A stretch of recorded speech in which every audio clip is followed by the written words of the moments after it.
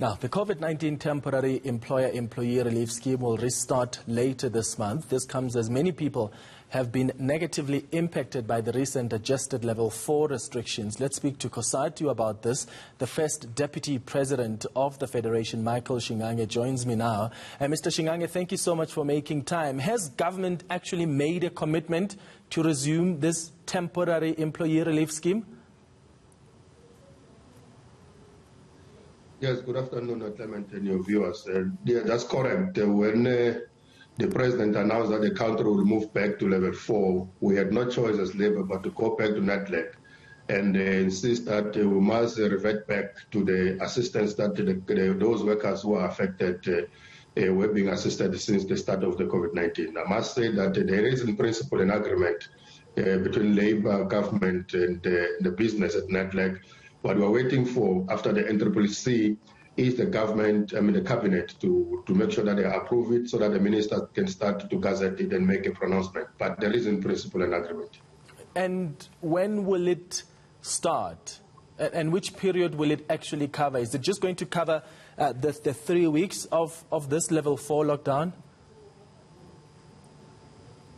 We have said that it must cover for as long as there are sectors that are restricted to open and operational 100%. So yes, because the current level 4 was pronounced as the 14 days, we said it must cover the 2 weeks. However, we made it clear that should the lockdown proceed, which is most likely to happen if you judge by the numbers that are escalating on a daily basis, that assistance must proceed for as long as the sectors that are going to be restricted, including workers that are going to be affected in terms of the income, either temporarily or them losing job or having to not be able to go to work because of the comorbidities or because of their age, including the transportations and the tourism industries. In terms of when it's supposed to start, we expect it once the ministers make the announcement. We expect it to be online by the 19th because we are looking at the point where on the 26th of this month, the payments will start to trickle down to the workers. Yeah. Are you trying to lobby government to bring it closer? Because later this month, as is expected or seems to be expected, is a bit late for people that are currently without jobs and are unable to work because they are prohibited as a result of the level 4 regulations. We have tried to lobby the government to bring it forward. However, what we also need to be realistic in terms of the process it has to undergo. It is our view, it's our hope that actually by tonight, cabinet is supposed to be agreeing and making sure that's a public pronouncement so that the UIF itself as an institution can start to work so that it's online by the 19th. That's our target.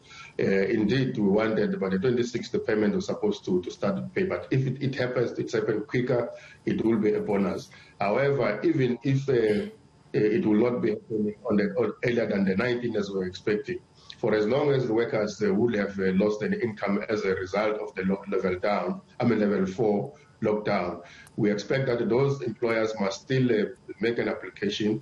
Those employees themselves must still make an application, and they will be compensated and reimbursed accordingly. We have also made another remark that it's our view that because the last TERS was paid on the 15th of March this year, but there were still sectors that were restricted. We are saying the government they should consider extending such to that date, but also that no worker should be compensated even if it has to be not the full package of what they are getting as a salary.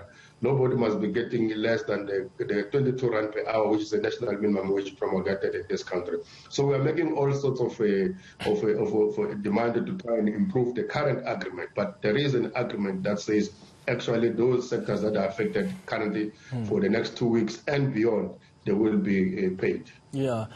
Is it only the affected industries that will be benefiting? And I just wonder, Mr. Shingange, why should government be lobbied to offer relief to workers who can't work because of government's lockdown regulations? I mean, shouldn't that be clear that if you're putting in regulations that are prohibiting workers in certain industries from making a living, you have an obligation to protect their livelihoods and therefore you must provide that relief? Why should they be lobbied? Well, yes, firstly, it is for those who are affected currently, those who were working those who had no reason to lose an income up until the day the president pronounced that there will be a lockdown for the next 14 days.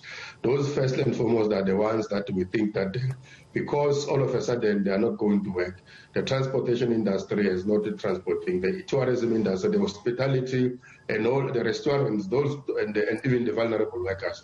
First, we're targeting those. But of course, we're targeting even those that might have been left out during the first round of the lockdown when there were so many glitches of the UIF. As to why government should be lobbied, well, you remember that there was an expectation that because the lockdowns regulations were now being eased out, by the end of the 15th of March this year, UIF has paid over 60 billions of rent towards 5 million workers. Perhaps the view was that the economy is beginning to recover, the economy is open up, and workers are going back to work, and others are going back to look for jobs. We are going on the second phase now of our demands that much as the UIF, because remember, the UIF is not government money.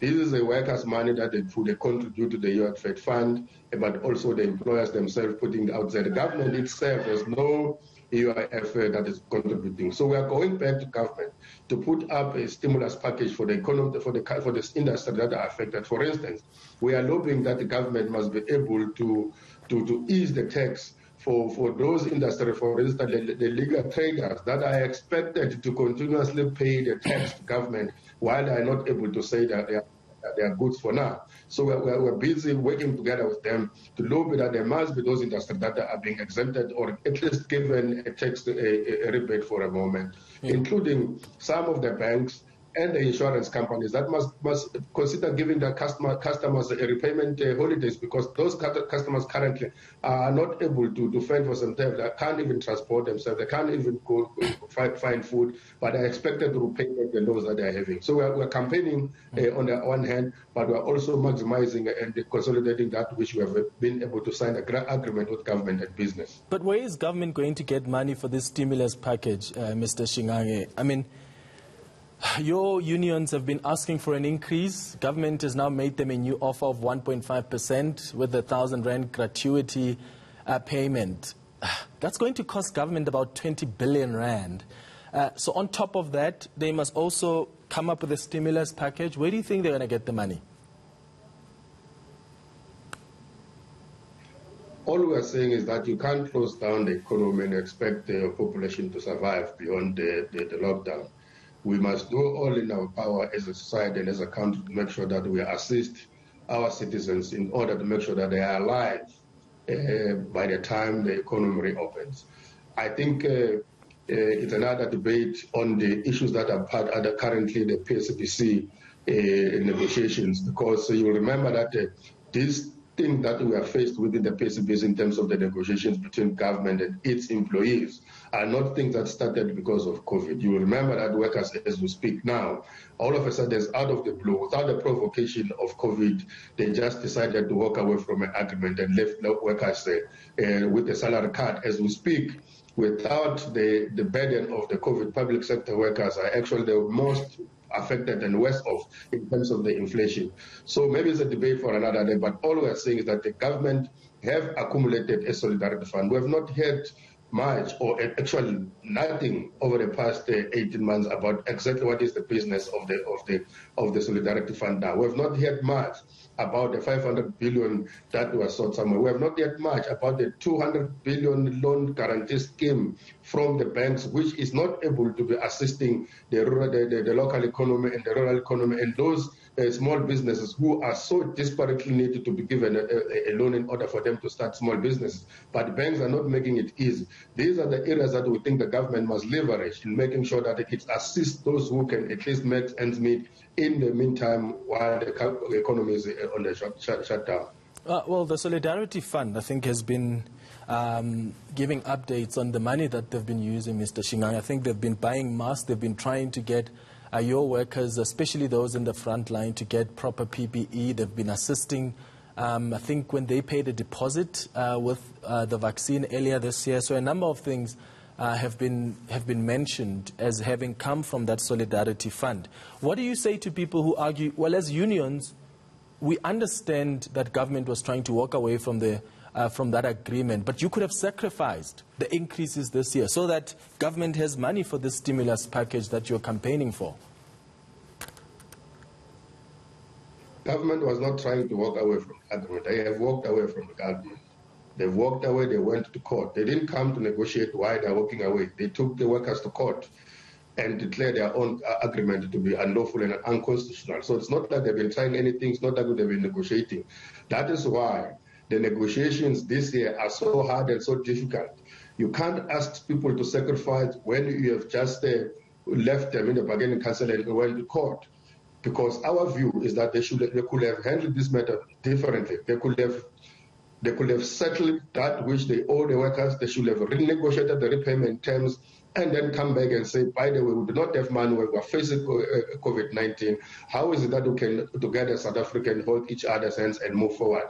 But the fact that they came back and said they want a wage freeze when they've just walked away, it had an attitude. It made it difficult for workers to accept that in their lifetime, is going to set a precedent where employers, let alone government, which is the custodian of collective bargaining in this country, to just abandon an agreement like that and want life to proceed as if nothing has happened is very difficult. It's not an easy negotiations simply because of the action of government.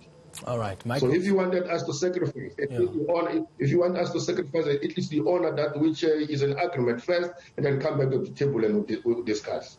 All right, Michael Shingange, thank you so much for your time on the lead this afternoon. Michael Shingange is with Cosatu.